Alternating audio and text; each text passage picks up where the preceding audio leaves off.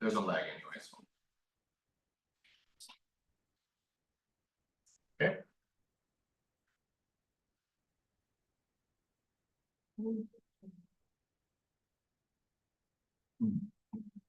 Oh, what's up with it? The hunting there.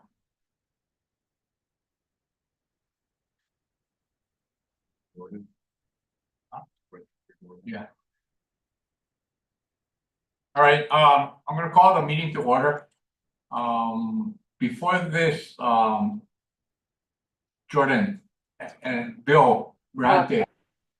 I gotta ask the AG, because it's a video meeting, whether you have to hook in separately and be out of the room with the mayor. So Jordan, do you know? One of the questions I have to ask everyone is that those of you that are calling in by Zoom, can you confirm that you are the only person in the room? All right. So Jordan, the question is, Bill Brante is the chief of staff, I believe, for the mayor. Can he sit in that same room? I believe, just check really quick for.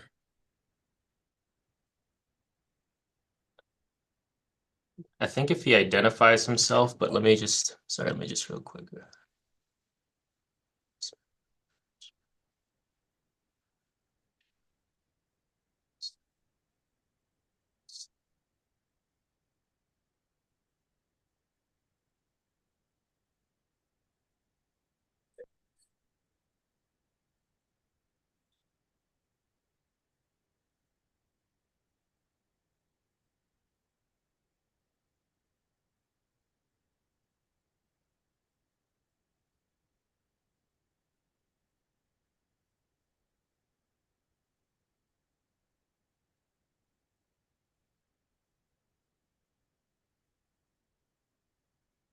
I think it's okay to proceed as long as he identifies himself. Yeah, but so we can proceed as long as the person is identified. Bill, could you identify yourself for the record? Hi, good morning, everybody. William Brahanti, Managing Director, County of Hawaii. Okay. Lanakila, Pai, and Ben, can you confirm that you're the only person in the room from where you come? Thank you. Yep. Thank you, Ben. Okay, so with that, calling the meeting to order, I've asked a little bit differently. I've asked John DeFries, our executive director, to lead us and provide us with some manao or some welcoming protocol. Thank you, Mr. Chair. Let me take some time, in as much as this is our first meeting of the year. I've got a couple of images I'd like Poena to pull up at this time. Just a second. And first, in addition to welcoming you to the meeting, wishing all of you a happy new year and looking forward to a phenomenal year. Although my daughter has said that because of the things that have happened already, not in this meeting, but just in general with the fire and all these stuff, that we should skip 2025 and just go to 2026. So, can I get a vote on that?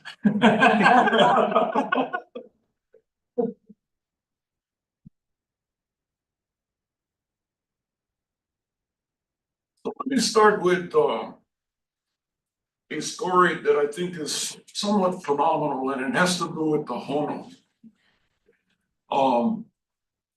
Scientists have determined that this phenomenon of sea turtles being able to cover vast amounts of oceans to get back to the place of their birth is done through a navigational method that is attuned to the magnetic field and fields of the planet, both the latitude and longitude.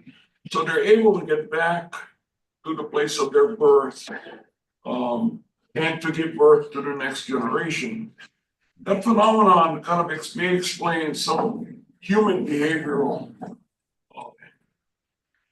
patterns that we see. A couple of years ago, this Kama'aina was filmed on Hanauma Bay. And the story he told was that at the time his mother was pregnant with him, she would go to Hanauma Bay, sit on the beach, sit in the water. The bay had a calming effect on her when she was alive. And she later attributed his nature and his demeanor to be a reflection of what she felt when she was at the bay. Which prompted my interest in kind of understanding beyond Mauna Kea for all of us who serve the authority and to all of us in the community who care for Mauna Kea. Where are the places within Hawaii where we feel that kind of direct connection other than the connection we feel at Mauna Kea? And for myself, one such place is in Kahalu'u, Kona. This is a shot of a place called Po'o, Hawaii. To the left of that screen, about 50 feet to the left, at one time stood the Keauhou Beach Hotel. About 50 yards to the right of that image is Kahalu'u Bay. And what you're looking at is a pavilion that the community referred to fondly as Kalani Kai. This place historically for me has been an important pico, vortex. At some point in time, I learned that my own family genealogy goes back there, but the connection to the place actually extends beyond myself in this room. Back in the day, Dr. Greg Chun was the president of Kameme Investment, who had responsibility over the lands there at Kahalu'u and Keauhou. And he understands how deeply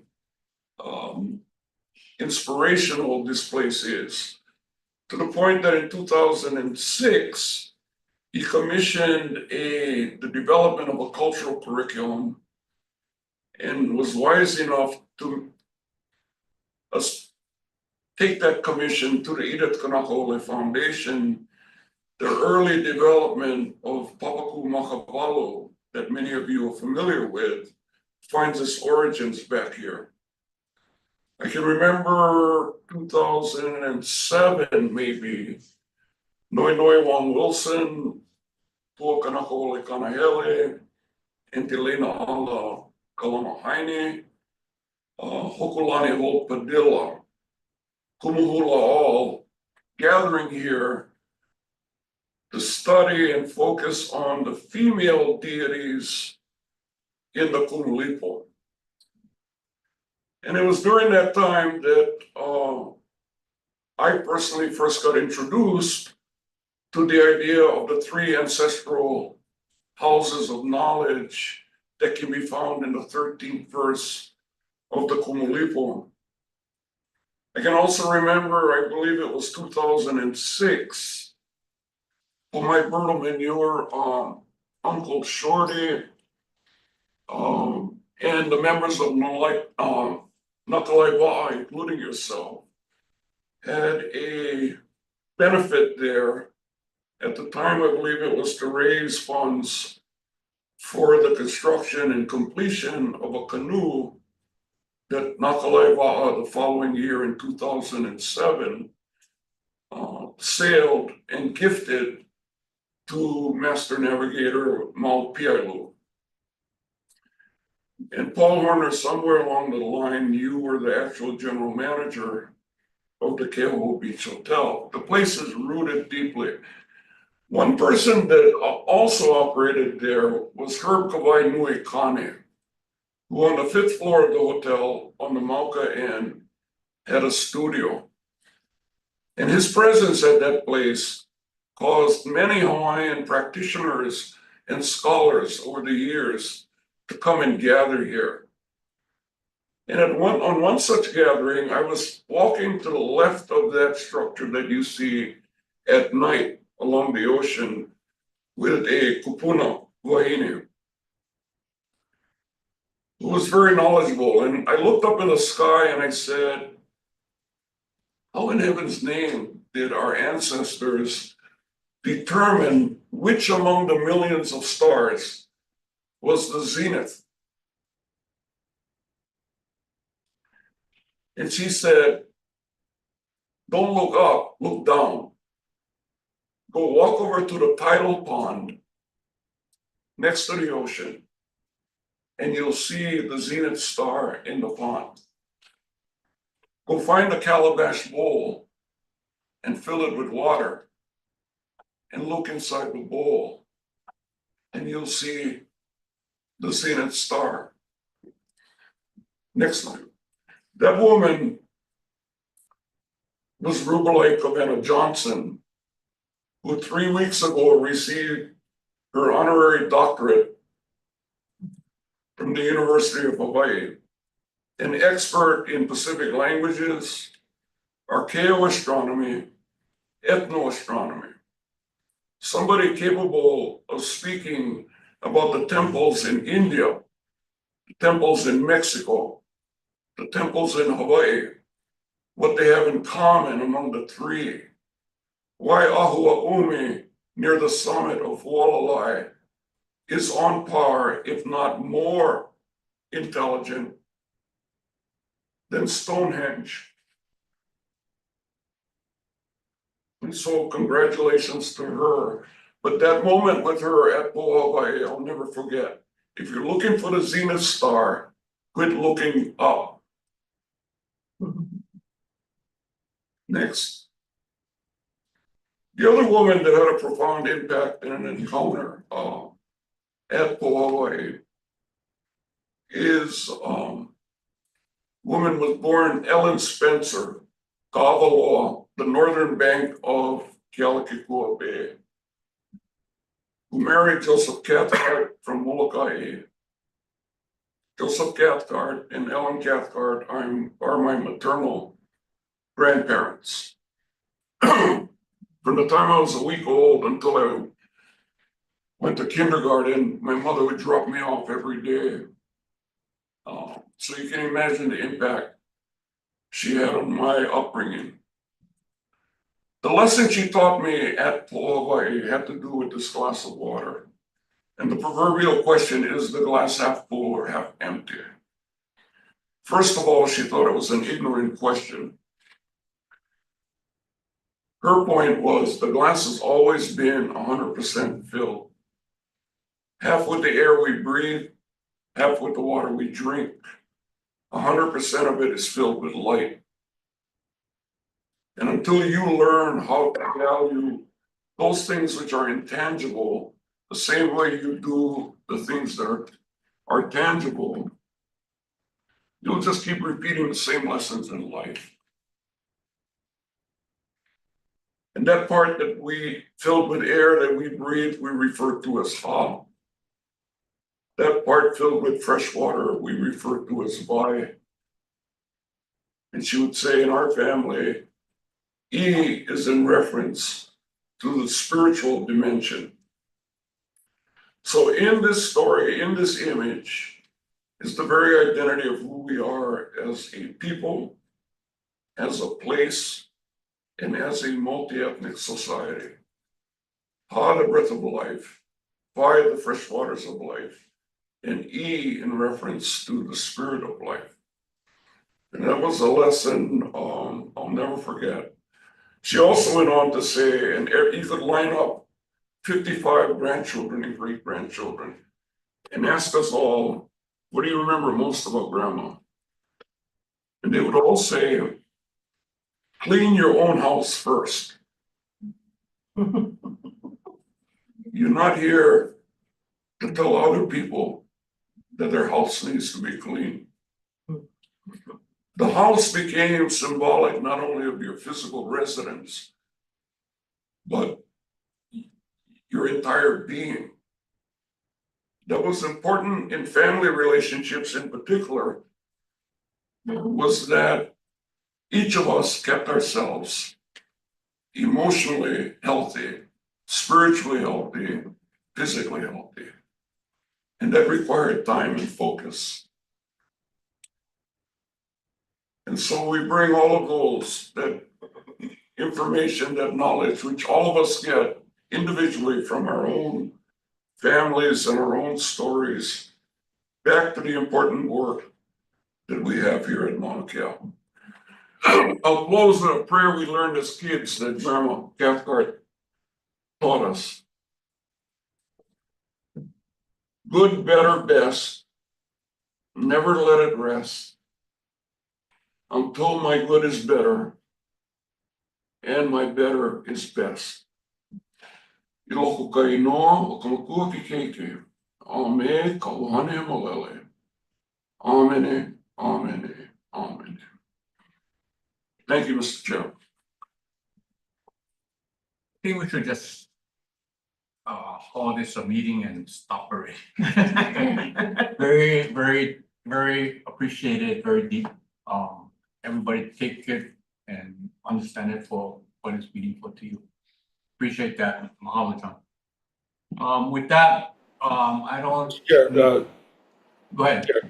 if I might, I want to join you in thanking John for those remarks, sharing that mana'o. To draw us pretty straight and direct line to our work that's upon us right now. Your discussion of Kahului, your photo of Po'o Hawaiʻi brought back many memories, including memories of how at Kamehameha Schools we took all those coastal lands in a time and age when we were guided by a single navigational star, that it was to make as much money as we could for our educational mission. And we created cookie cutter resort models up and down that Gold Coast of Konokohala. So navigation, your values and the guiding star that you choose makes a big difference. In 2000, we chose a different guiding star.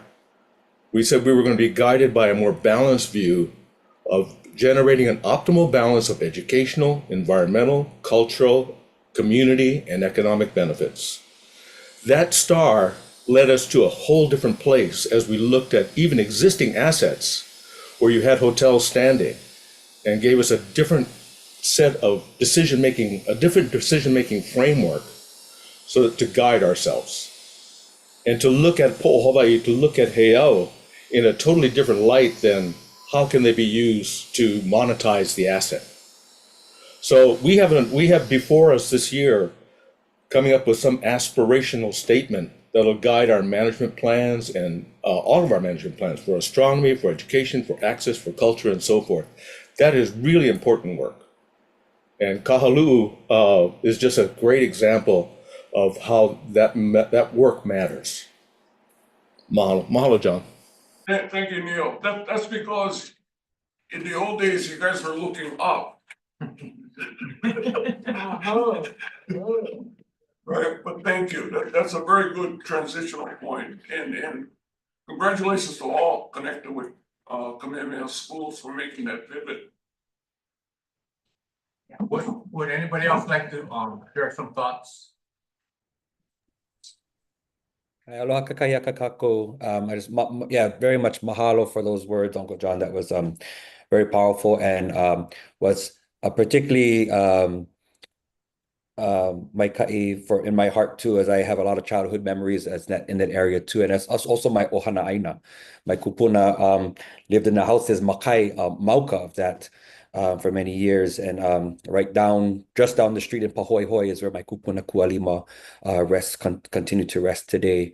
Many of fond memories there, and to just speak to some things that Cher brought up was that Kahaluu is a very aina kupayanaha as well. It's a very special place, as was mentioned too. The research coming to this point of Kumulipo and such too, because Kumulipo, as we just generally will share, is the Hawaiian creation chant, but it is the ko'ihonua. It is the genealogical chant conducted and put together for Lono i Kamakahiki. Lono i Kamakahiki was born there in Kahaluu Kona in the 12th century. And as we, in the deification and the recognition of the conceptual ideas of the archetypal image that is Lono Ika Makahiki, which is the va and the time that we are in now of Makahiki, it is that call for restoration. Lono is that akua that brings the energies that restore life to help re-energize for the work ahead. And even the ho'ailona that we see of the image of the hulihia, the transformation of that landscape. As we know, the history of the hotels that once stood there, and even the older one, I can't remember the name of that one, but the one that they actually grinded up the bones of our kupuna and was in the mortar of those buildings. To see these things being able to transform, where these were the hotels that at one point actually used by tearing down those temples and using those stones in the foundation of their buildings. So a mark of the times, of transition, of recognizing when there was this spike for something that perhaps for some would see as just being the primary benefit. We saw the dehumanization and the destruction of culture and all this stuff, and to the point that we are having to do this work of restoring and recovering culture because of those systems that tore it down. So it's a beautiful image of where we are transferring in many ways right now to hulihia, to transform, and new beginnings, to clear and to continue life in a pono way. So mahalo nui for that share, Uncle John, and all of that inspires. I think there's a good tone to set the year. Mahalo. Kala nui ya kako.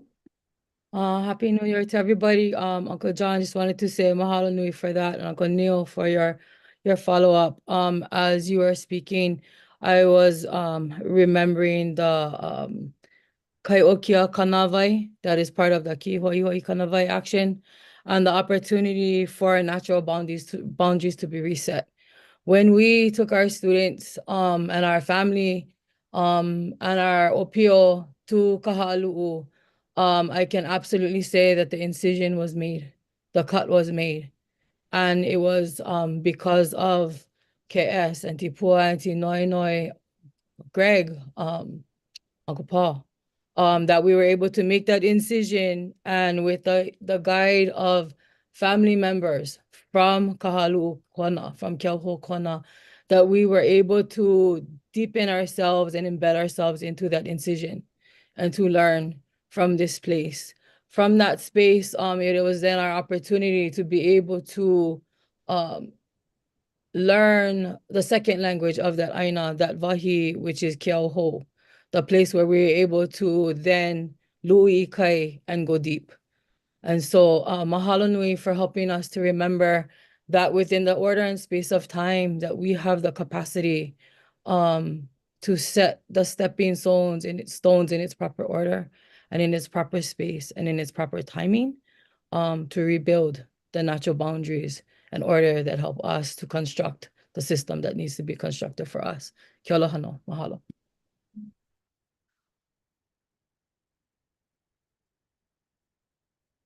Anyone else? Mahalo for everyone's thoughts. I'm an old guy, so it's pretty heavy. This is the word that comes to my mind. But it's also very important for all of us. And thanks again to John for kind of setting a path for us to do some thinking for ourselves, as well as what we've been asked to, our tasks that we've been asked to do. So with that, moving on to the next agenda item. I don't believe that anyone has signed up for public comment on agenda item.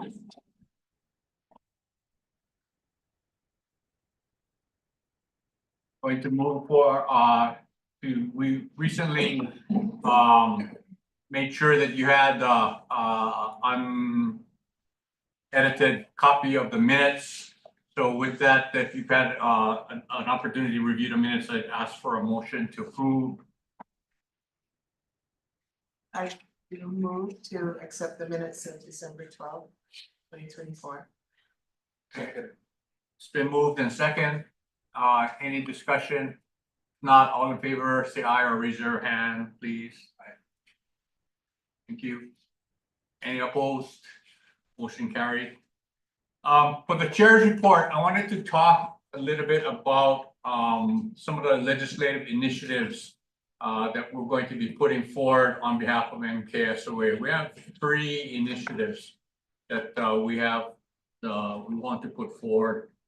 The first initiative, and the first 2 to me are having talked to the individuals that help craft the MKSOA framework and Act 255 are clarifications and inadvertent omissions that they intended the commission to have. So the first issue deals with the idea that MKSOA, for the properties that we have been entrusted with, would have the final authority on any conservation use permits.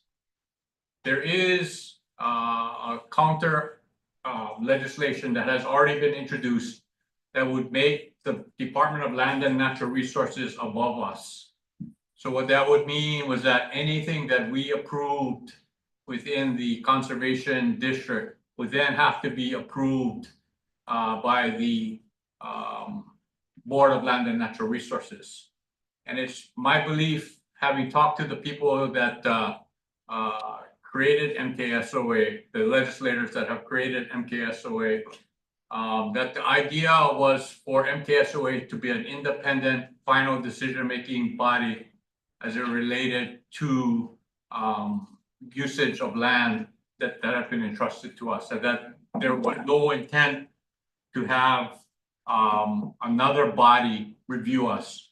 I don't think it does us well for us to become an advisory body to someone else. We should have the full authority. So we have drafted legislation that would make it clear and clarify Act 255 that any decision as it related to utilization of the land entrusted to us would be our decision, and that we need not seek approval from a higher board, so to speak.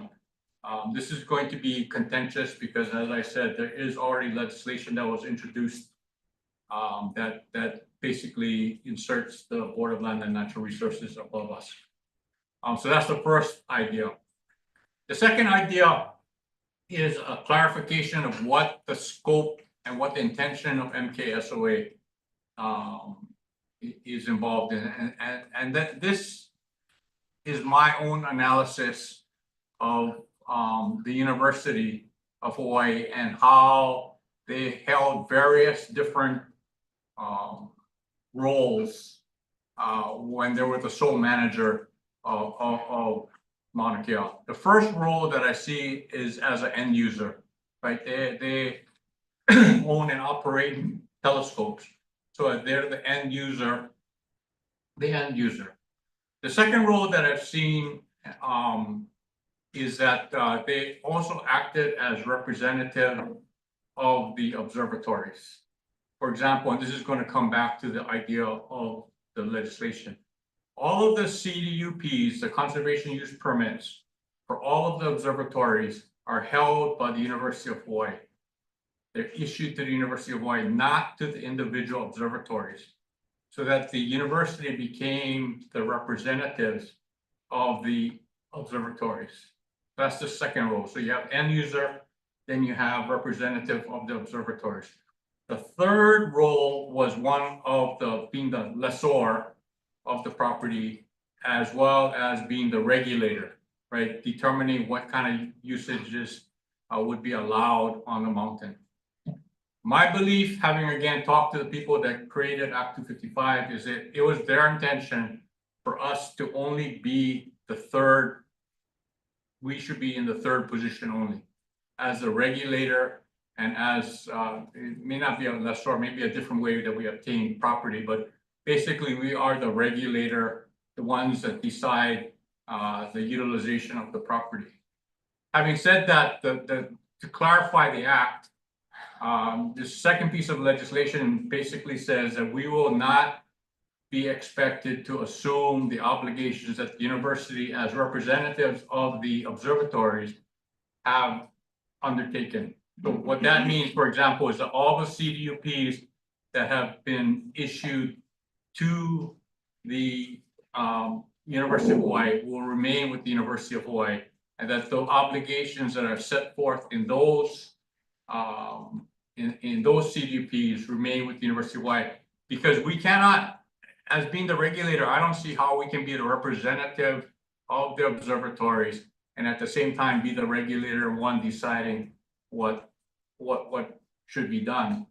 So to avoid that kind of conflict, the legislation says that the CUPs will be kept by the University of Hawaii and their obligation. So that's the second legislation. The third legislation is a little bit, well, it's not a little bit, it's very different from the first two. The third legislation is actually legislation that we submitted last year. And that would give us a limited exemption to the Sunshine Law.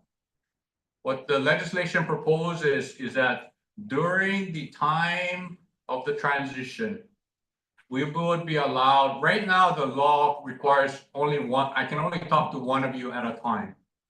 What the legislation would propose is it would give us during the transition period the opportunity to meet like 3 of us or 4 of us to talk story basically, right?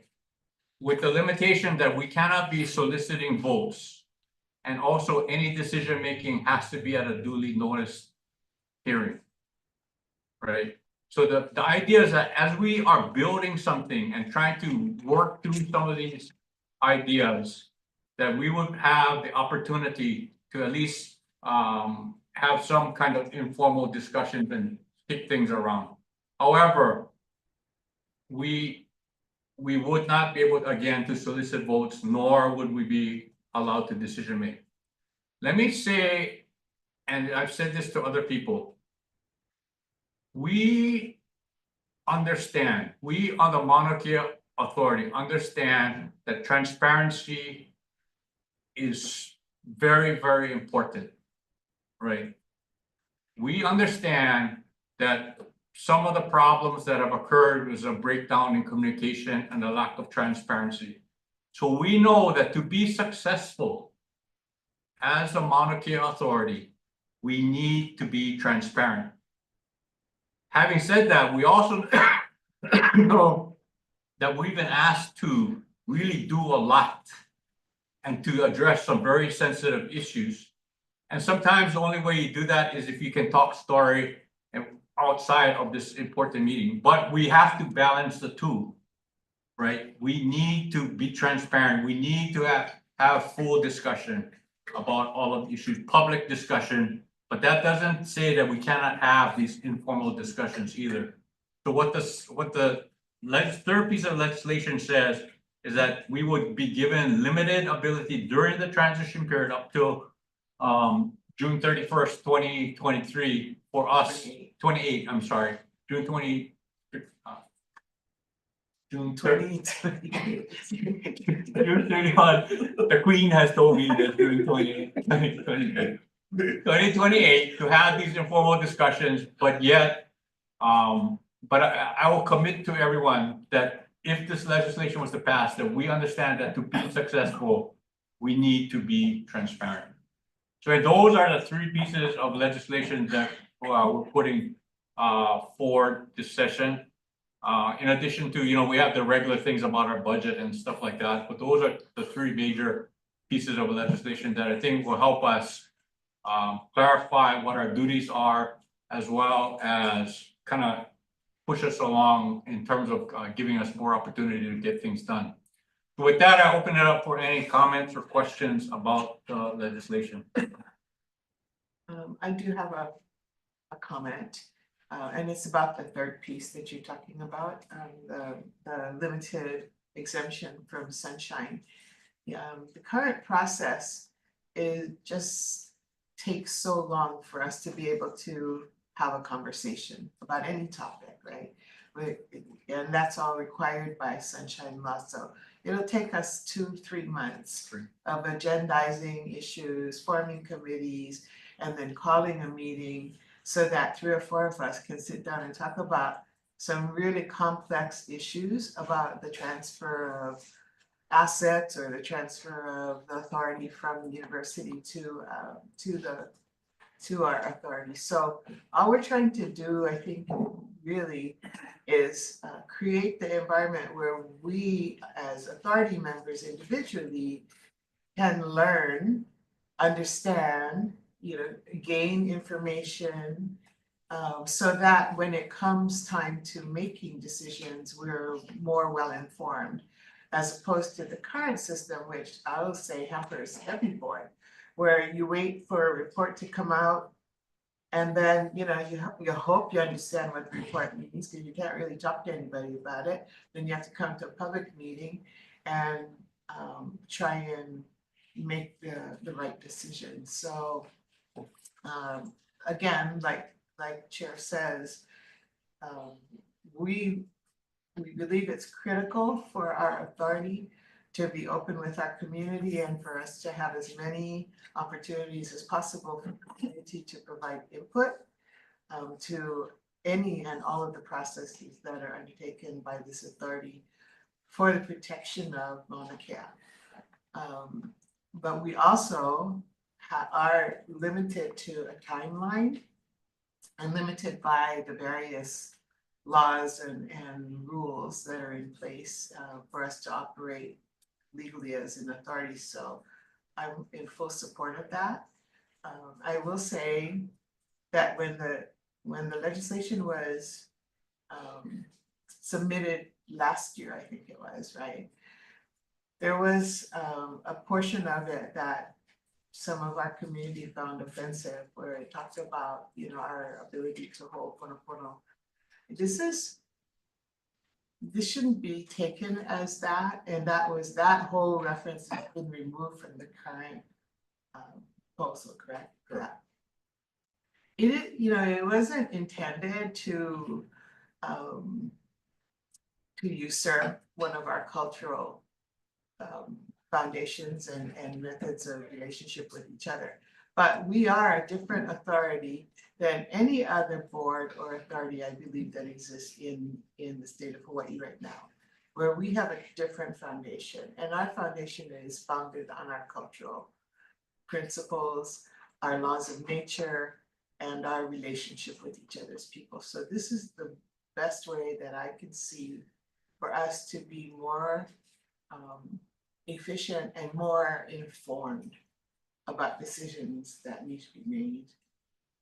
So I just put that out there to support you, and I want our community to understand we're not trying to hide anything at all. We're trying to keep ourselves better informed and be able to have good conversation about very critical and very complex issues. So thank you. Thank you. Neil. Yeah, thank you, Noi.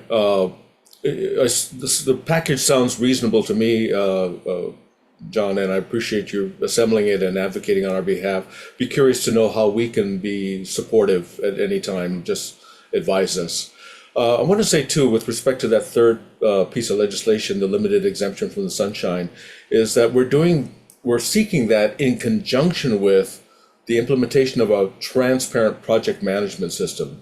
And I draw people's attention to the legislative report, which outlines some of this. We put all the cards on the table in that project management system. And we did it so that, number one, we could manage our own work and deliver on the promise and fulfill our responsibilities, but also to let the public know these are all the things we're working on. There's no surprises here. And that's an iterative living system, so that as more things come on board, we have to add that to the system report, but it's all there for people to see. And the background discussions that you're talking about under the limited exemption legislation would just allow us to facilitate an expedited way and a more effective way of having the conversations and doing the work in the background that'll then come forward at the full commission level transparently with public for the public to see, what we've come up with. But it's important to know that system is there for that. One of the reasons for that purpose is to let everybody know what we're working on. Thank you. Other thoughts, comments? I have a question, Chair. Yeah, go ahead. So on the three pieces, on the second piece, you had clarified that if that piece of legislation is to pass, then the CDP's issued to UH would remain with UH. You're talking about the current, right? And then Yes, in the first piece, you said in the future, once we're through the transition, the MKSOA would have final authority for any new CDUPs. right, And that would be not limited to the second piece where the UH is right, in charge of those. That's to be determined. yes. Okay. So it's the CDPs that have been prior to July 1st, 2022, I believe, would remain with UH. Anything moving forward, we would have to do that. The other thing that I failed to describe was that on the first piece of legislation, it would be a conflict for us to rule on our own CDPs. Let's say we need to file a CDP for something to do with the road, a common element. The legislation provides that in that case, that CDP application, CDUA application would be given to the Board of Land and Natural Resources to determine, rather than we cannot rule on our own application, right? So for whatever reason, as we move forward, if there was a situation where we had to file a CDUA application for some kind of conservation use, that would be taken up by the Board of Land and Natural Resources, and we wouldn't rule on our own application. Thanks for answering that. I had another question. Do you know the measure numbers yet? They haven't been filed yet. Okay. Chair. Yeah. Mike Baker. Yeah, hey, Mike. On your mission number 2. Yeah. I guess I'm curious about enforcement of the CDUPs once the lease has been transferred to MKSOA. Now the CDUPs are terms and conditions, right? So who's going to enforce that? Well, the way I look at it is that the University of Hawaii should be talking to, we have MKSOA have no ability to amend, enforce, to do anything with the CDPs, right? Those are CDPs that are issued by the BLNR. My belief is that the University of Hawaii should be discussing with the observatories and the Board of Land and Natural, if this comes to pass, how this is going to work. The university, when I've talked to different people, is under the mistaken assumption that we could do something with the CDP. We have no authority over the CDPs. Zero. Those are issued by DLNR and the Board of Land and Natural Resources, not us. So the discussion, even the informal discussion about how to proceed forward, has to be with the people that can actually implement or to amend or something. So Mike, I hope that answers your question. Yeah, I think so. I just was introduced to the question yesterday, so I'm just trying to get more back. Yeah. Bonnie has a question or a comment.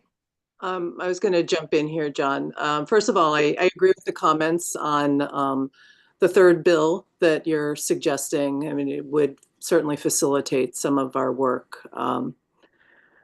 Regarding the second, as along the same lines as what Mike just asked, I'd be remiss as the university person sitting here at the virtual table if I did not point out that it will be a kind of complicated issue if everything else is transferred over except the CDUPs. And so that's going to entail a lot of work and thought, I think, on all parties to figure out how this would best function. But it will be a complication that I think the university was not necessarily anticipating. So we're going to need to figure out, if this were to pass, what our next steps will be. But I just wanted to make sure that I put that on the record. Right. Thank you. Because, and looking at it on the flip side, if it stayed with us, it'd be a complicated issue too, right? I mean, Yes. either way, it's a complicated issue, right? Well, and the fact that the university holds the CDUPs predates me, so I don't know the original rationale for the doing of that, but certainly it's something that we're going to have to address. Well, yeah, and to your point, Chancellor, the world has changed when Act 255 got enacted. I get that, right? So everybody got to I mean, we didn't enact Act 255, so we gotta try to figure out how we best deal with things that happened in the past in light of the new construct that has been put forward by Act 255. Absolutely agree. All right, thank you. John, Yeah, yeah, the long-term transition group is going through the various assets and liabilities right now. And I'll report in the next agenda item on what our progress is. And the topic of the CDUAs have come up. And I did raise to the group that there was this issue of the regulator also being the permittee, which means there's a merger of interests, which means the permit really disappears. It's like when the lessor and the lessee becomes a lessor, the lease terminates because there's a merger of interests. So we can't be both. We can't be the issuer and the receiver. For one reason or another, which I don't understand, the University of Hawaii in the past decided that they would be the recipient of all the permits. However, that doesn't have to be the case. You know, the normal situation is that in these types of permits, the observatories would be the permittee, not the University of Hawaii. In fact, a lot of situations where there are landowners and the people that are using their land and they have to apply for land use permits, oftentimes in the lease or whatever, it requires that the user of the premises be the applicant for the permit. Now, the conditions have to be consented to by the landowner, because if those conditions run with the land, et cetera, there may be long-term obligations that the landowner doesn't necessarily want imposed upon their property. But in this case, I think that one of the possibilities, we haven't talked it all the way through, but one of the possibilities is that the permittee be changed from the University of Hawaii to the individual users, which are generally the observatories or their consortiums. But that's something that our group is looking at right now, pending your legislative advocacy and in terms of a measure that you might be introducing this session. Our group will probably, I haven't discussed it with them yet, will probably put the CDUAs on suspense until the legislative session is finished, and we'll move on to the other issues, assets, and liabilities that we have to consider in the inventory. But that's basically how our group is dealing with it right now. We're going to be putting it on suspense pending the legislature. But my personal feeling is that those permits really should be issued to the user of the property, because they're in the control of what goes on, and they should be the permittee, not the University of Hawaii. But anyway, that's just my knowledge. And Ben, to kind of reiterate or repeat what I said before, that decision about if it goes back to the observatory is a decision for the BLNR, not for MKSOA, right? So the discussions have to happen in any event with the BLNR, not, I mean, we can be part of the discussion, but the primary focus has to be with the BLNR, the Board of Land and Natural Resources, who issued that CUP. Right? Yeah, what the process would be normally would be that the university as a permittee would go back to the land board and apply for an amendment of the permit. That is to substitute the university for the observatories. And that would be a modification of the permit. So you don't have to start from the very beginning, and the permit would stand as it is. Right. Okay, other comments or questions about the proposed legislation? And I guess the one additional comment I would make about the sunshine is that, you know, those in the public for the sunshine law should be holding each of us individually accountable to make sure that we're doing what we say, right? We're saying that we're going to do, you know, we're going to have, if it passed, we would have these informal discussions, but we would have full and complete discussions at decision making, want to be as transparent as possible. We need you guys to hold us accountable that we're doing what we said we're going to do, right? And that's an obligation that each of us should have. Neil? Yeah, thank you, John. You slid over the financial part of the package. Are we going to be okay? We had a pretty big kind of withdrawal of funds from our account by the governor and so forth. Have we? What are we putting forward in terms of our financial need going forward? I'm gonna let Lloyd and Executive Director talk about that a little bit when we get to the sort of financial reporting. That's okay. Okay, thank you.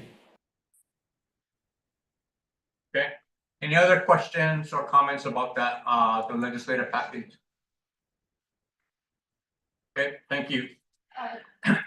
I mentioned at the last meeting that I wanted to talk a little bit about the governance structure, but in light of the, potential that we're going to be having a discussion, I don't think we can talk about governance structure until we have as a group, have decided on an aspirational statement, a mission statement, those kind of things. So I'm going to ask that we defer further discussion on this until there's a potential that we start having those discussions soon. But until it seems to be putting the cart before the horse, is what I'm saying, to have the discussion about the governance structure before we have this discussion about our principles, our mission statement, etc. So I'm going to, unless someone wants to comment on that right now, ask that we defer this particular matter. Any thoughts, comments? Okay, with that, I'm gonna turn it over to Executive Director DeFries to give his report. Sure. Thank you, Mr. Chair. We're gonna stay right with the agenda and move to item A1. This issue of office space is so mundane, it drives me crazy. But the fact is, this is such a priority in our effort to build capacity and be able to house everybody that we need. And I want to thank Bill Stormont for taking the lead on it. And I'm going to ask Bill at this time to provide an update. Thanks, John. And aloha, Chair and members of the board. Happy New Year from me as well. Just real quickly, we have the permanent office.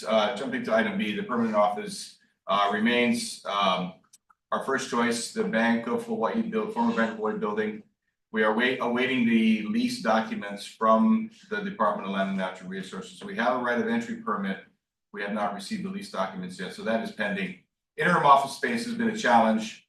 We had a site selected, as you know, I reported last month.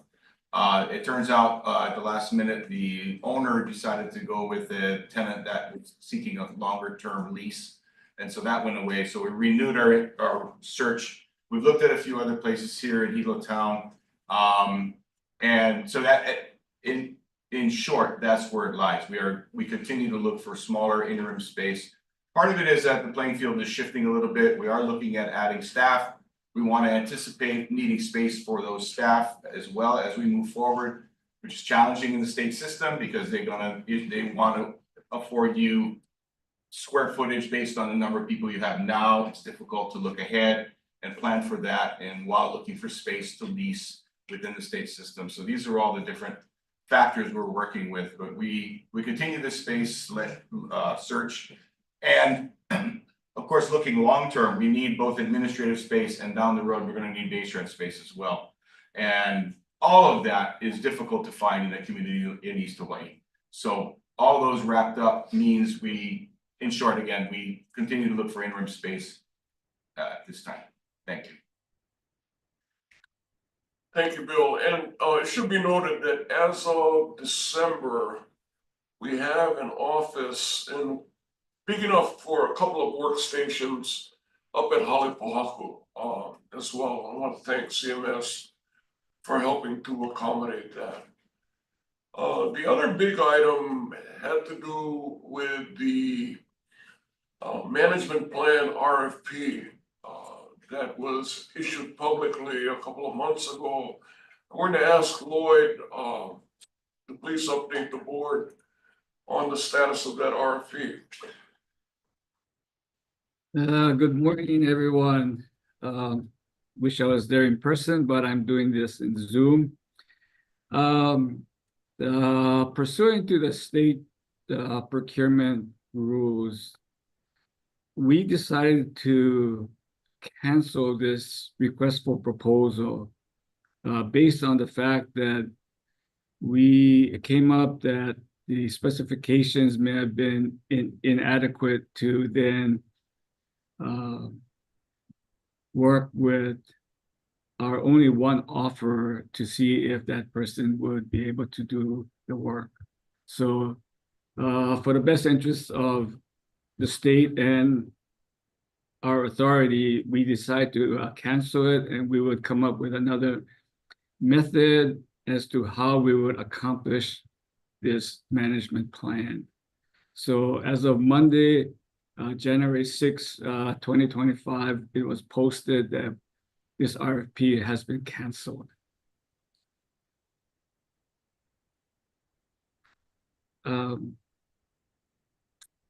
Anything else, John? No, let me pick that up here. That the time consumed to produce an RFP, post it, provide enough time for potential applicants is substantial. So what we're doing right now, and the chair and I are in discussions on this matter, is identifying some key pieces within this master RFP that we can pull in-house. And the top of mind for me is the strategic plan that we could bring in-house so that while we're reconstructing the new series of RFPs that will go out, we're not losing time on the clock. More importantly, the strategic plan, which is built around the board's vision, the board's mission statement, those two alone, and board member Hannah's pointed out about the aspirational, the need to be centered under the right star, couldn't have been a more timely message relative to this, which would then enable the staff to start drafting strategic objectives and goals subject to the board's revisions and ultimate approval to just keep this moving. You know, I'm share the chair's concern, which is the added work and our ability, do we have the capacity to do that in-house? And I'm still this morning of the mindset that we are, that monitoring and managing an independent consultant on this particular issue of a strategic plan may end up burning as much bandwidth from the staff as it is for us to focus with a series of board meetings, individual sessions with you as board members to get us to a viable draft. So we'll be doing both, reconstructing the new series of RFPs as well as looking at what we bring in-house on that. And I would welcome any questions or comments before we move on. I'm glad you're raising your hand, Neil, because you were going to be the first call. Yeah, I think the other piece, thank you for that. We just so important to get that aspirational statement, because otherwise it just becomes kind of like going out and trying to please everybody, and we need more guidance than that. But the other piece I think we thought about whether we should bring in-house that was built into that RFP that somebody would have had to staff and represent us was community engagement and communications. We were really concerned about being represented in our work by a consultant, by some unnamed consultant who would maybe not know the community, especially the offer had a very Oahu-centric base to it. We just were concerned that that's something we need to think about about building capacity to represent ourselves in these community engagement meetings. Otherwise, you go from consultant to consultant representing us. It's just, there's too many gaps and a lack of really understanding of the history with all these various constituencies. Thank you. Thanks, Neil. Before I turn it back, I just got to caution members of the committee that we were advised by the state procurement office that we have to be very limited in what we can say about the evaluation and the individual offerer. Okay. Thank you. I do have a comment. Okay. Go ahead.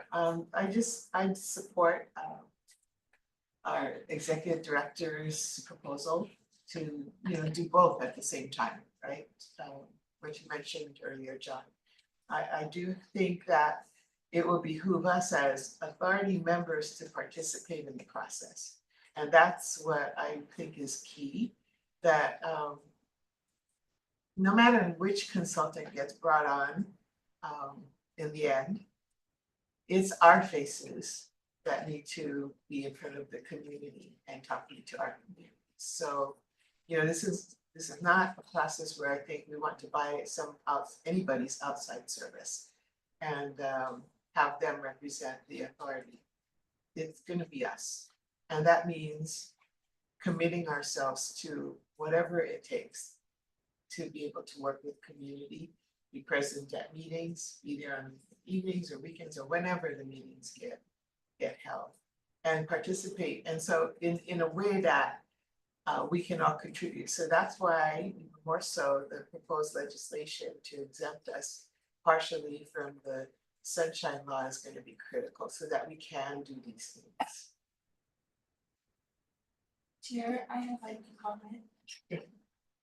I think for many of the community members that are trying to follow under the Sunshine Law, if there's more education that comes out of the MKSOA to teach the community about what limitations are happening for us, for you.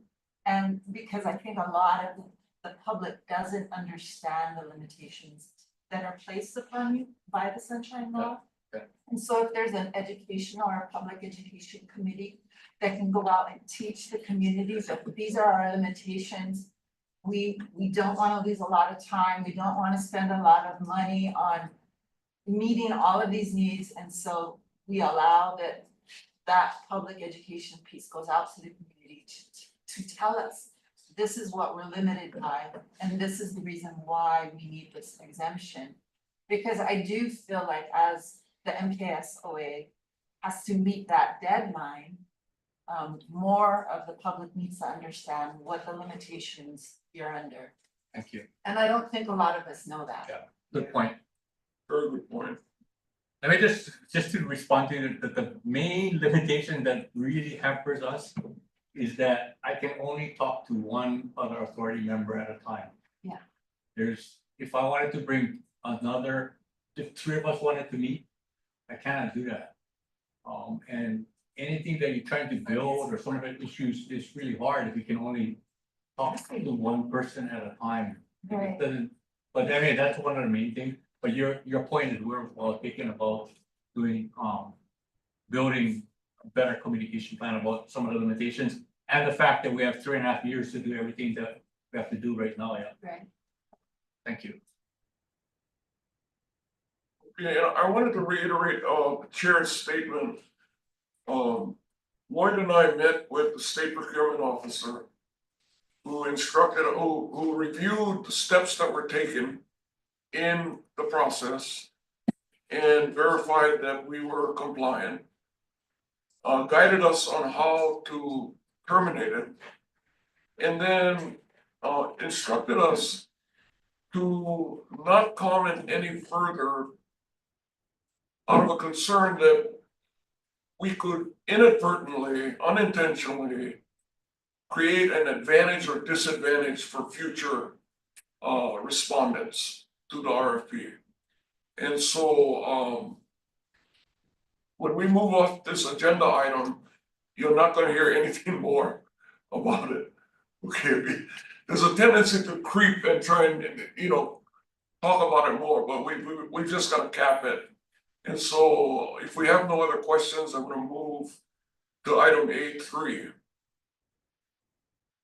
Okay, thank you. Item A3, with respect to the board retreat, you've all been notified that that retreat will occur in Hilo on September 20. Sorry, January 25. January what? January 25th, Saturday.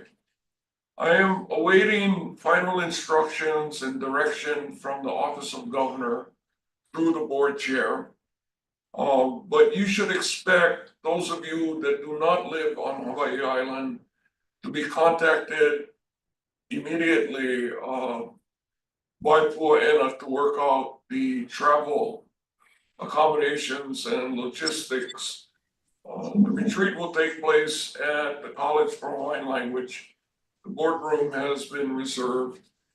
And again, the final instructions and direction will come from the Office of Governor. Jerry, you have anything else? No. Any questions? Sure, John. Yes. Hi. Aloha, everybody. Kimo Alameda here. In light of our most recent discussion, what did we talk about at the retreat? We are going to talk about the aspirational statement and the general views. And the reason why we're talking about the governor is that the governor is going to call us together, which allows us to have that discussion as a way to comply with Sunshine Law. Yeah. Okay. We'll be talking about our principles, general principles. If we can get consensus about our general principles, an aspirational statement, sort of a mission statement. But the governor will be calling us together as to help us advance our cause. Okay. I just in light of the discussion, that's why about we got to be careful how we talk, what we say, how much people. But the Sunshine Law provides if the governor calls us together, we can have more than one of us. I can talk to more than one of us. Yeah. Awesome. Thank you. And we know RFK won't be there.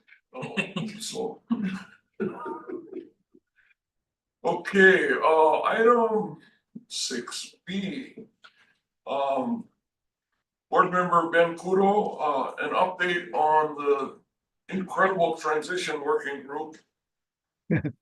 Well, we're moving along. We had our meeting on December 20th where we covered all of the master leases. We covered the easements and we covered most of the subleases. While we were going through the sublease review, we found that there were some certain subleases that were not included in the inventory. So those copies of those were retrieved and given to our outside counsel. So our next meeting is on January 17th of this month, and we will be continuing our work on the on these three items, but also moving on to the more complex operating agreements that the university has with each of the observatories. There's one operating agreement that seems to be subsumed within the terms of the sublease. But the rest of the observatories, there's an individual separate document, operating agreement between the university and the particular observatories. Our goal is to continue to move along through the asset list and to reach our goal sufficiently prior to our deadline so that the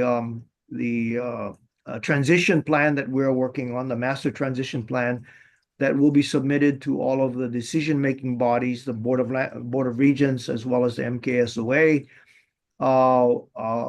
can be looked at, reviewed. It can be, there can be several iterations coming back and forth on the recommendations to either assign or not assign, et cetera, and the various conditions that are attached and complexities that are attached to the documents and the assets that we are reviewing. So we're making substantial progress and we're moving along. And so our next meeting is on the 17th of this month, where we'll continue our work. And that's it. Thank you. Any questions? Let me also add that, under Ben Kudo's chairmanship, we were able to get an RFP issued and consultants brought on who are extremely diligent in their work, and they issued their first kind of update to the committee at last month's meeting, and we're fortunate to have them, and the intensity of that work and the breadth of that work is somewhat overwhelming. Any questions on the transition working group?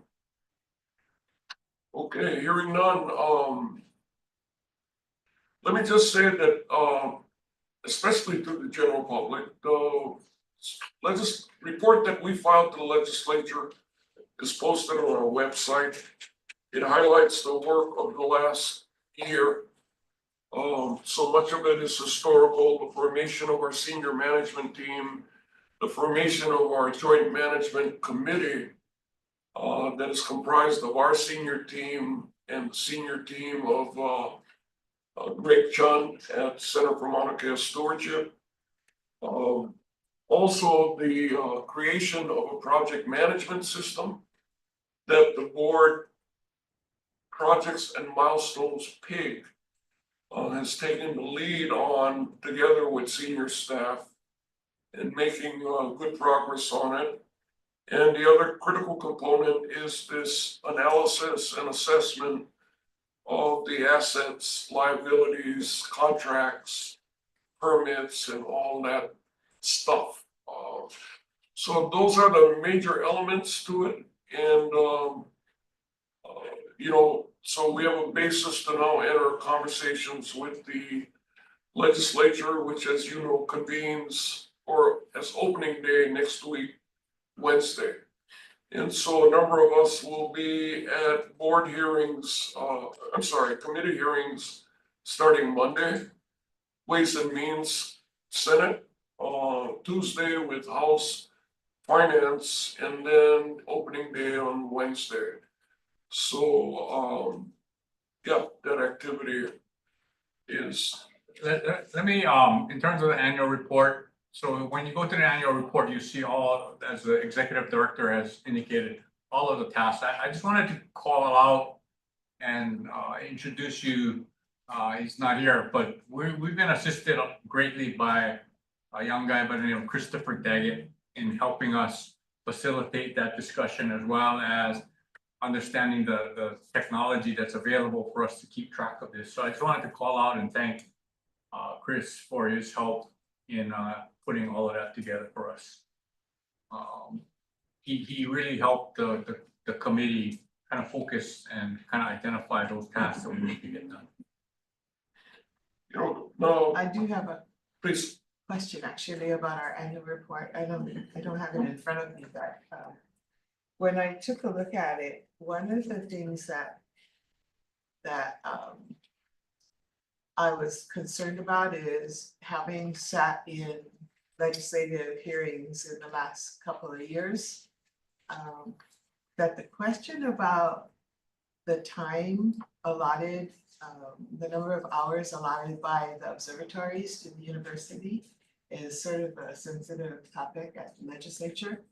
And I thought that the question that was pending was, how many actual hours are represented by that the agreement between the separate observatories and the university, and then how much of those hours were actually used.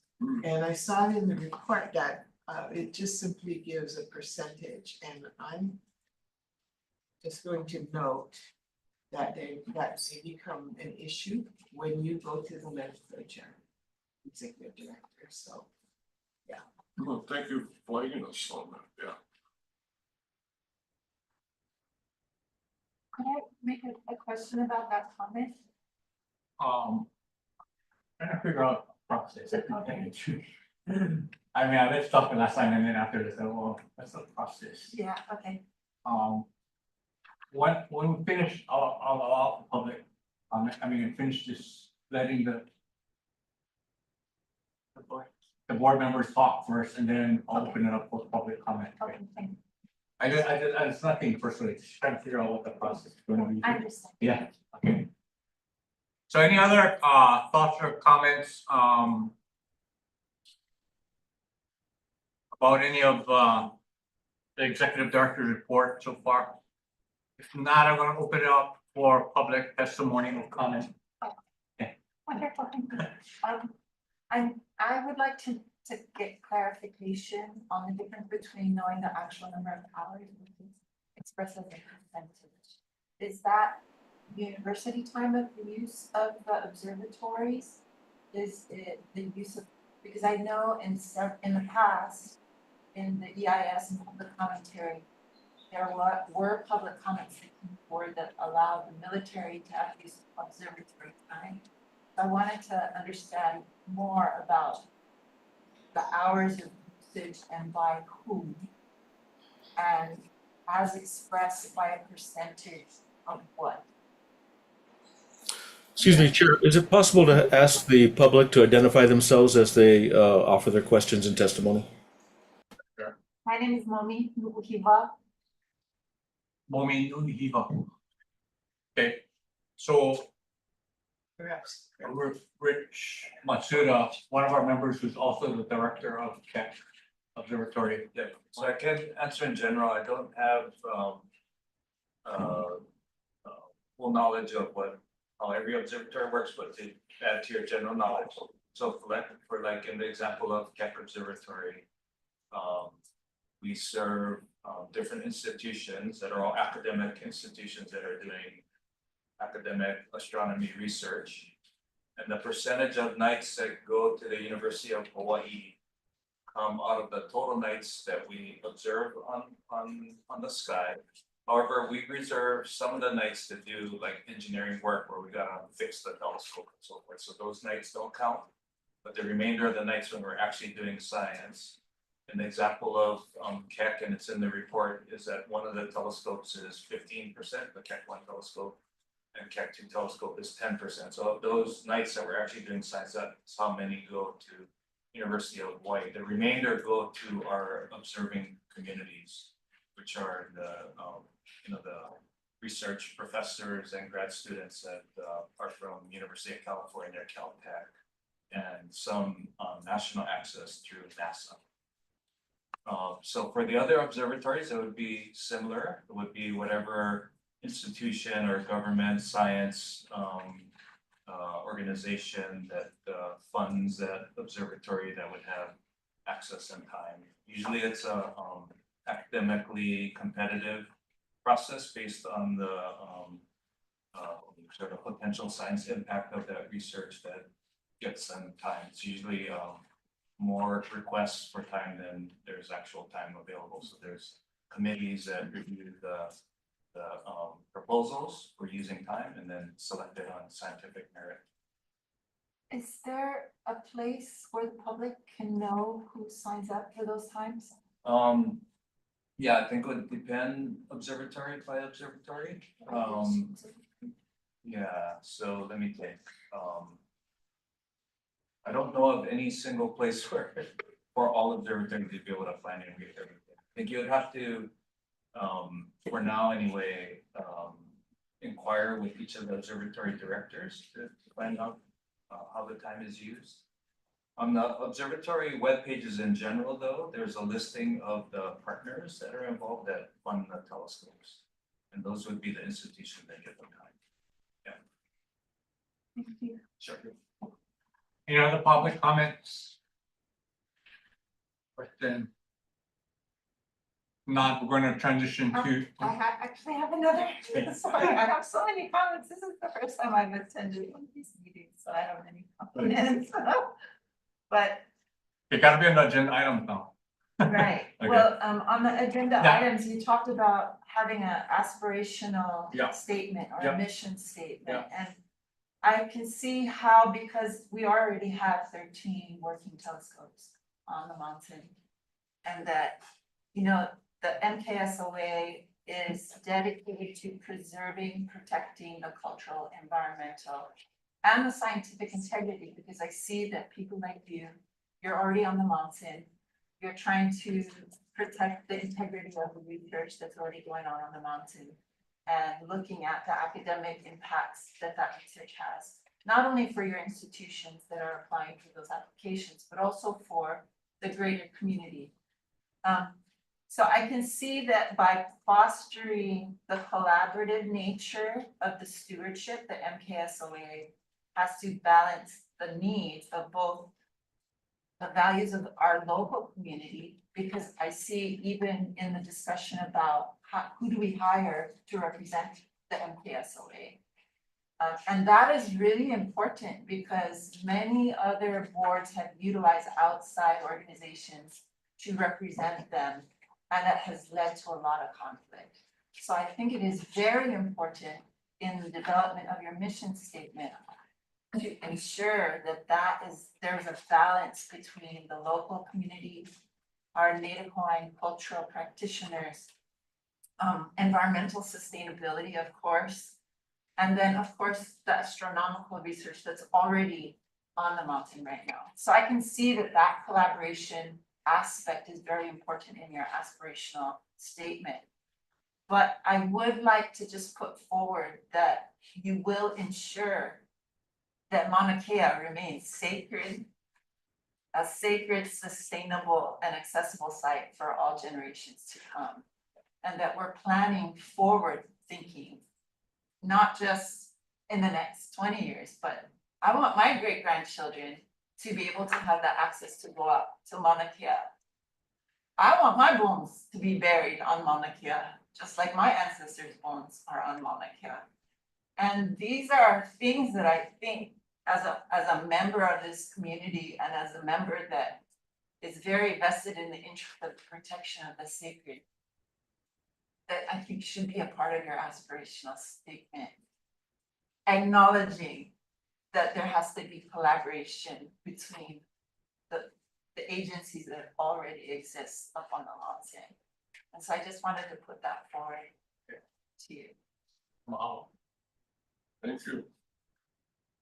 Okay, any other comment, statements?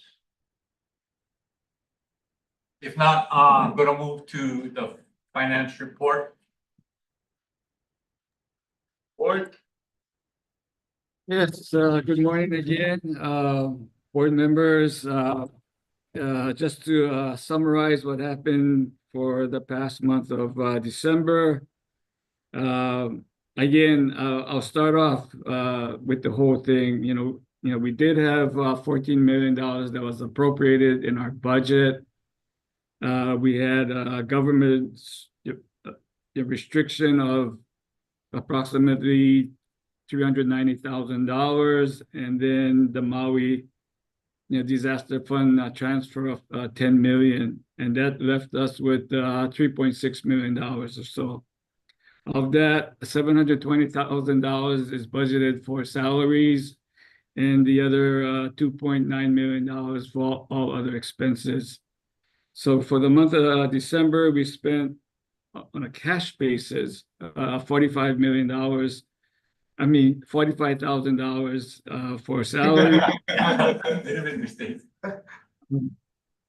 $4,900 in office expenses, and again on a cash basis, because you know we did have a lot more travel that probably will flow into January, but we just spent $411. Of the attorney's fees, it's not recorded on my statement, but to date we were billed just above $18,000. So I just want to let you folks know on that issue. So as of this time, we do have $2.4 million that is accessible to us, that we have set aside $1.5 million for management consulting services, which may vary now. The Bank of Hawaii office building, we did get approval to work on possibly getting an architect and planning consultant, which we will be working with the Land and Natural Resources on that.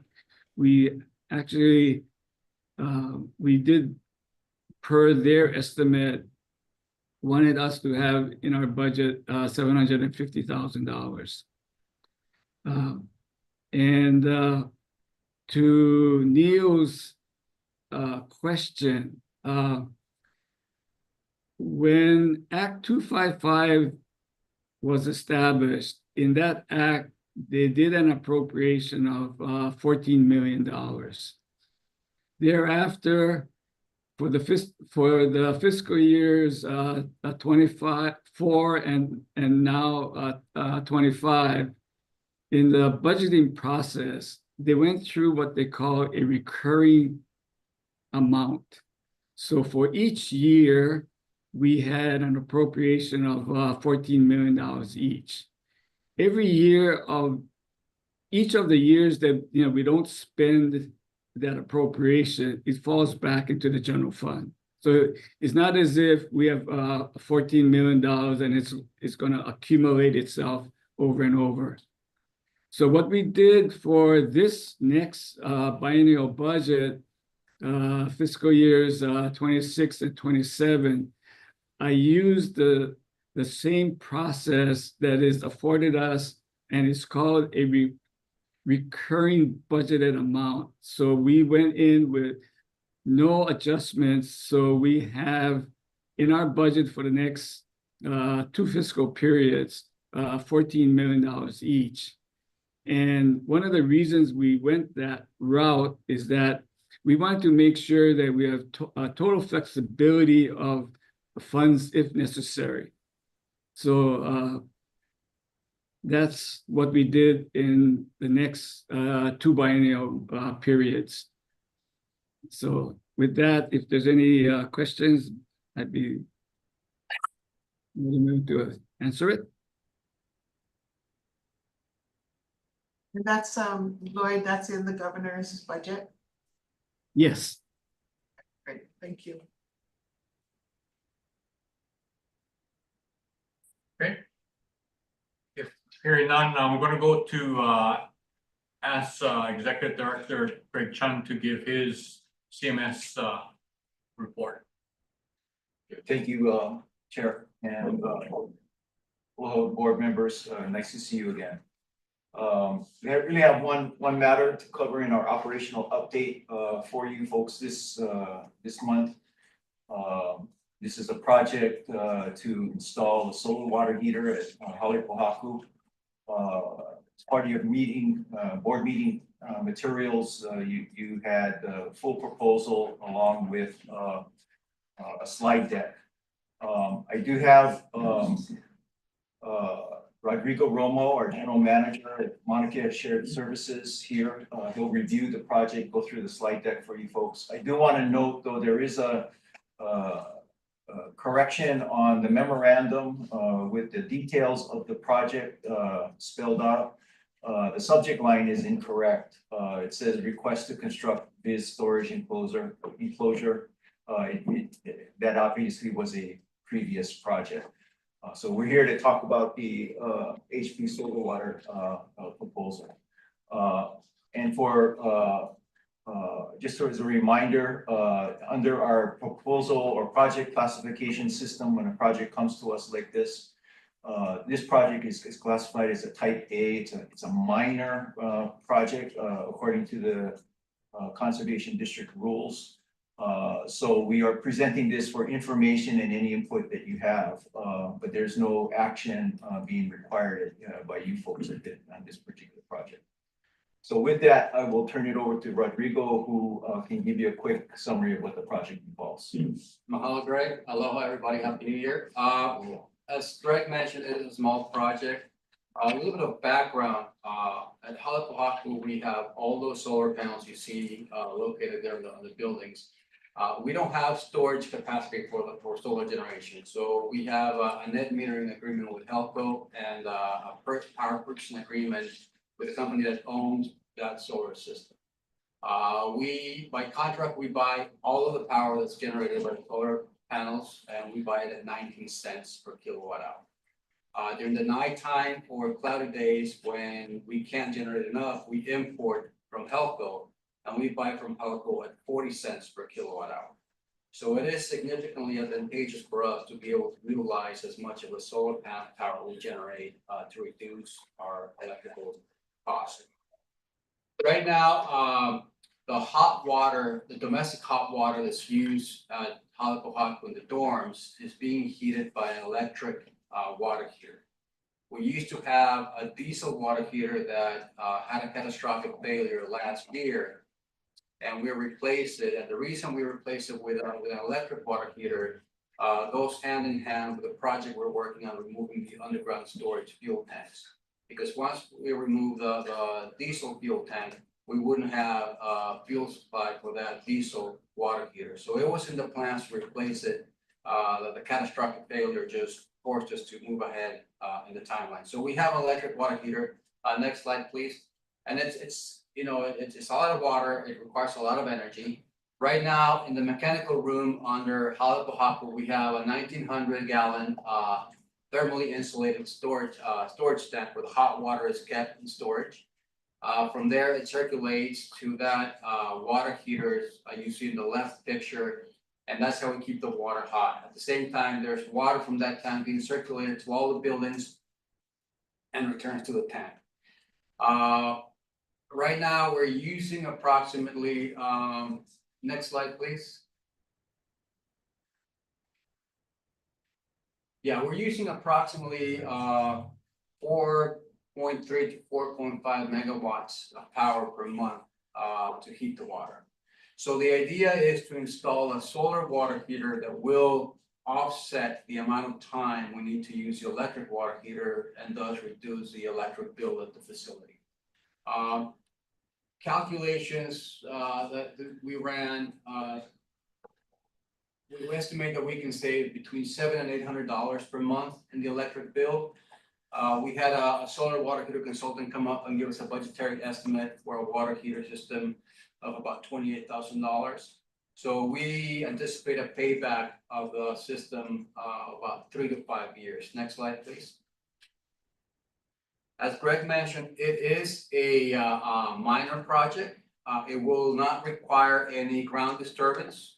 It will consist of 2 or 3 solar panels that will be installed outside Halepohaku at the southwest corner of the building on an existing concrete pad that was used before to park golf carts. It's located right outside the mechanical room, so the length of pipes that will be required to be run from the solar panels to the mechanical room will be minimized. The pipe will be properly insulated to prevent freezing of the pipes. And we will provide also insulation to the backside of the panels, also to reduce thermal losses at night. It will have a control system that would allow us to circulate water through the solar collectors on nights when we anticipate freezing conditions to prevent pipes from bursting from freezing. And like I said, right now, the estimated quote for this system is going to be about 28. So I estimate it's going to be between $28,000 and $35,000. We intend to issue a RFP later this year and anticipate to get this project started before the end of the fiscal year. And as I say, it's not meant to replace the electric water heater, but to be a supplement to the electric water heater, just offset the amount of time we use the electric water heater to provide hot water. Questions? Comments?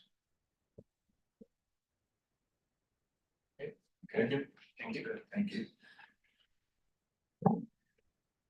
So the next agenda item is the Joint Management Committee, so I'm not sure if one of the executive directors. Yes, so thank you, Chair. I have one matter that I've been discussing with the Joint Management Committee. I brought it to your folks' attention a couple of months ago as well. Just wanted to update you folks on where things are at. You know, every holiday season, we see a spike in the number of vehicles wanting to go up to the summit, particularly during sunset viewing hours. since this Thanksgiving, and it's been pretty consistent, and the volume of traffic that we've been having to manage has been much more than what we have seen in the past. We're not quite sure why there are so many people. If there's that many more people on island, we do know that many of the rental car companies are really pushing the rentals of four-wheel drives. Some nights recently in the last several weeks, we've had as many as 90 to 100 cars at the summit in a pretty congested small area. So we are going to be convening our ranger supervisors and a few other key staff, and Bill will be part of our discussions to begin looking at what are some mitigation measures that we can begin implementing given what we're authorized to do in our management plan and in our rules. Obviously, anything that we come up with would require and we would do pretty extensive outreach and engagement to make sure everybody understands exactly why we are doing what we decide to do. Right now, the most viable alternative, just given our capacity, would be to establish some kind of limit on the number of vehicles going up just during sunset viewing hours. This would not affect, at this point, we don't anticipate this would affect snow days or any other times for visitation that people want to send to the summit.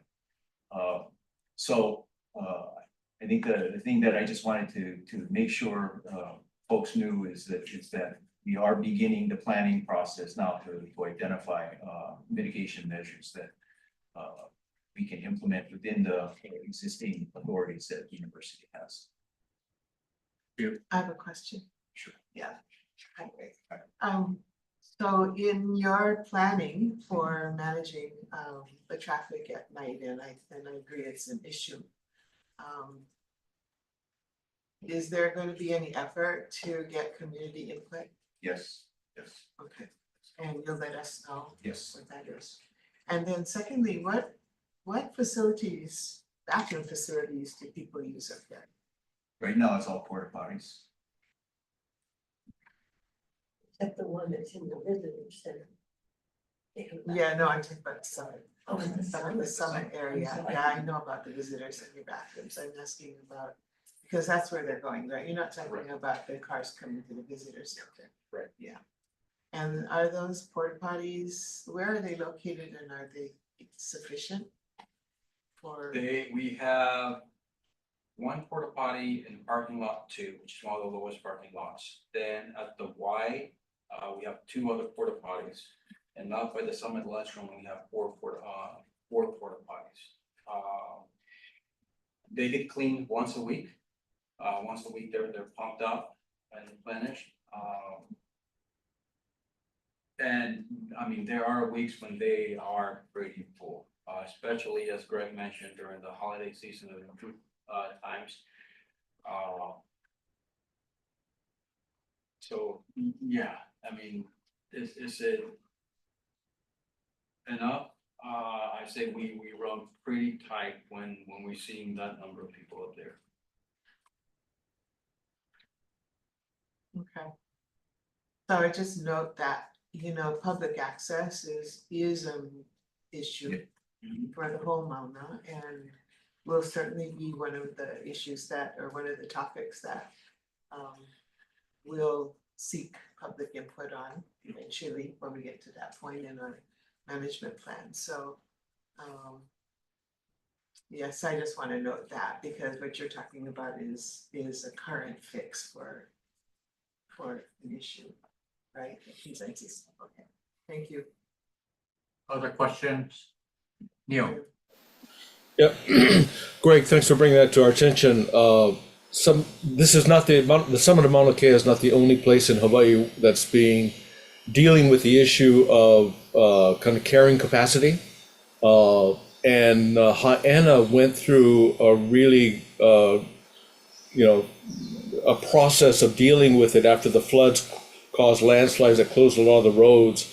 as they brought that back, they really engaged the community in creating a system that regulated the traffic and created staging areas for people to park and have buses go out and so forth. So you might just want to look at that as an analog, as a possible practice that might have some application here, both in terms of not just in terms of the means, but also how they engage community in that discussion. I think it was really pretty well regarded and deemed as a success. Mahalo. Thank you, Board Member Hannes. Prior to the formation of MKSOA, we had actually already started a process of looking at a variety of different management measures, including shuttle systems, reservation systems, and whatnot. And Nahua Gios, our Director of Stewardship Programs, did quite a bit of outreach with the Hawaiʻi folks, along with looking at some of the models at the National Park and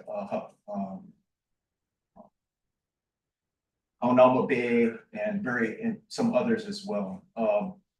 We actually began building the back end part of a reservation system that is now being used as part of our stargazing program to create where people can go and make a reservation to come up for the monthly stargazing.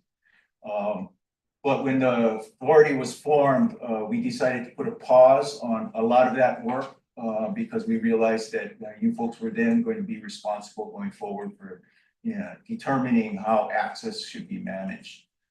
So what we're looking at right now is trying to address the immediate situation as best we can within our authorities.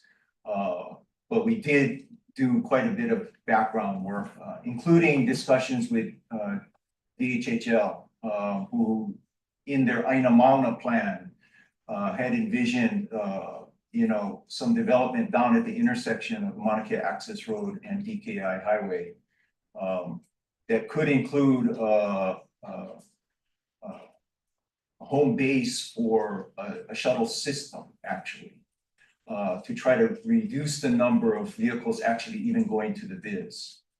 Because we have limited parking capacity, carrying capacity, even at the biz. And it's already being exceeded right now, quite frankly. So there's a lot of work that has been done already.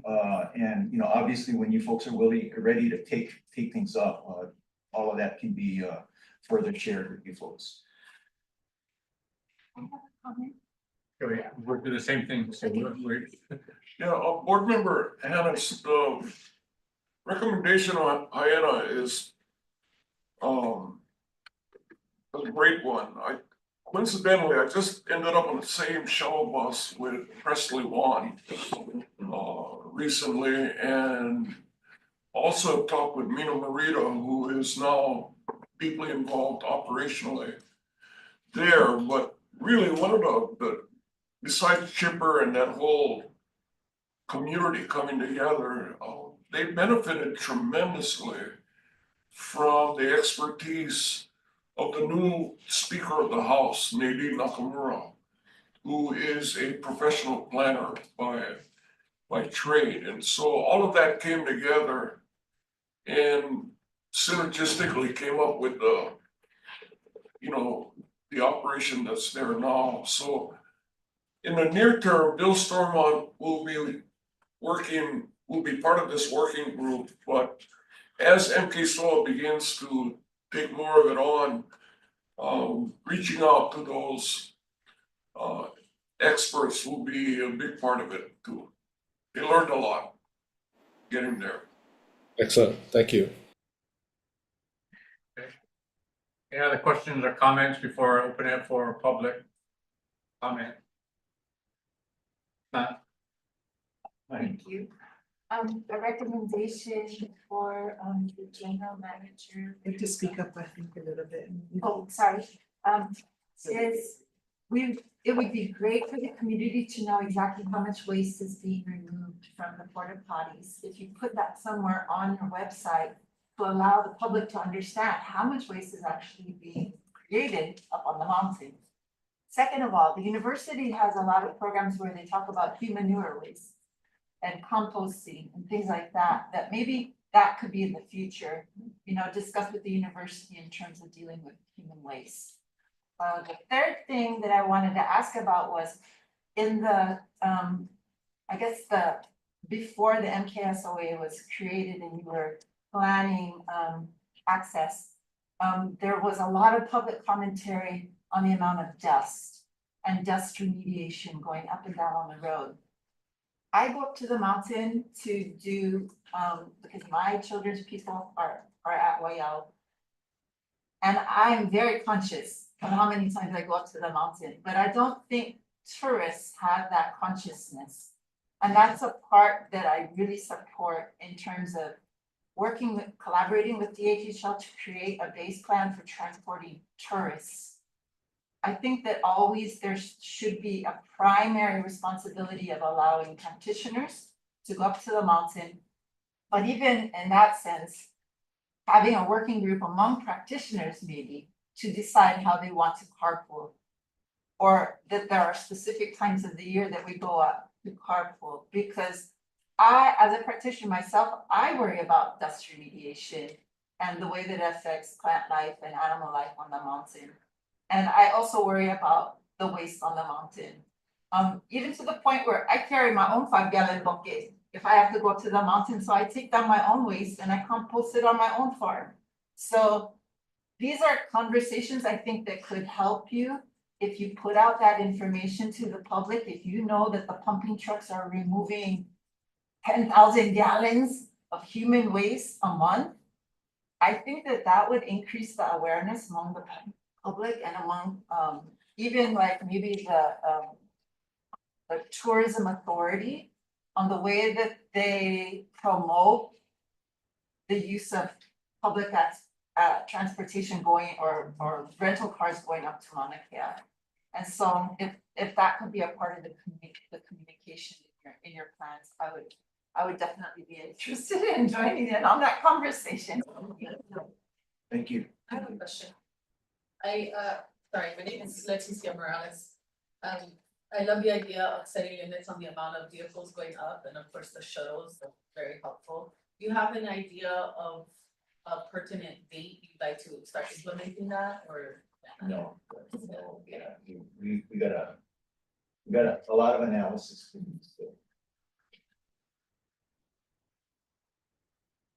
Okay. Any other comments, questions?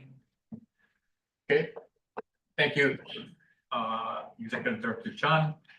For the agenda items that we've covered today, anyone need to have any type of consultation with our attorney in executive session?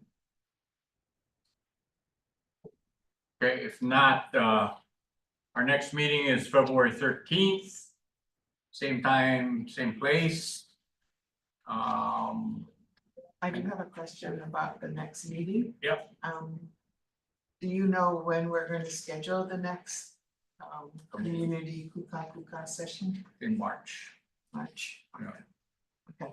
John, before you close the meeting. Yeah. I had a clarification about an earlier agenda item. It's just to Noy's question about the amount of observant time used. I went back to look at the legislative report, and there's a statement in there on the section that Doug Simons wrote about of the nights allocated to UH, all of it was used. It's on the first paragraph of page 22.